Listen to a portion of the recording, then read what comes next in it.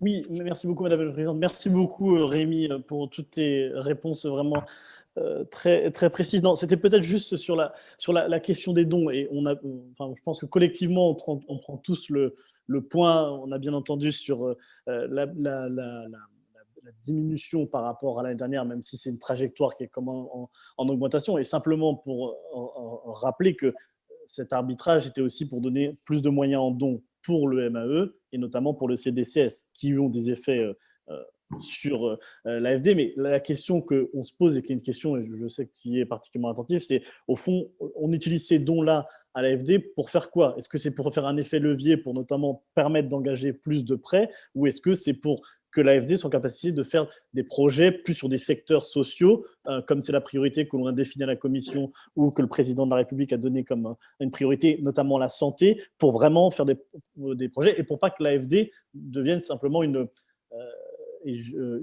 un endroit où l'argent passe et est redistribué ailleurs. Donc cette question-là qu'on avait au cœur cette année, c'était aussi donner plus de capacité au CDCS. Et on l'a vu, l'utilité d'ailleurs aussi du CDS, mais continuer, et on sera attentif, et je pense que tout le monde a bien entendu, que les moyens en dons pour l'agence continuent, mais il y a aussi des arbitrages, bien évidemment, qu'on a dû procéder avec beaucoup de sujets. Et du coup, ça m'amène juste à une toute petite question, c'est la question sur, depuis, notamment sous la houlette de la présidente et puis du groupe CLAPD, la question vraiment de l'éducation et de la santé, et notamment, on voit bien que c'est un sujet essentiel, c'est simplement sur est-ce qu'on aurait pu avoir simplement un petit retour sur, pas maintenant forcément, mais après, sur l'efficacité et ce qu'a fait l'AFD sur les questions de santé depuis 3-4 ans, et au fond, la capitalisation qu'on peut en faire, l'apprentissage qu'on peut en faire, et du coup, comment donner du sens à ce que l'on est en train de faire là sur Santé en commun et sur les prochaines années, avec le retour qu'on a eu depuis quelques années pour justement notre action santé, qui est différente de l'action multi, qui est différente de ce que fait la Grande-Bretagne, qui est différente de ce que va faire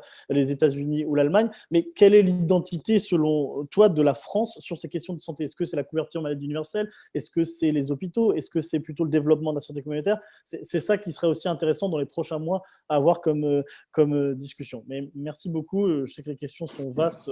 On ne donne pas beaucoup de temps et donner du sens. C'est ce que tu es en train d'essayer de faire et vouloir faire, mais il faut qu'on ait vraiment cette vision-là le plus clair possible. Merci beaucoup Hervé. Merci beaucoup.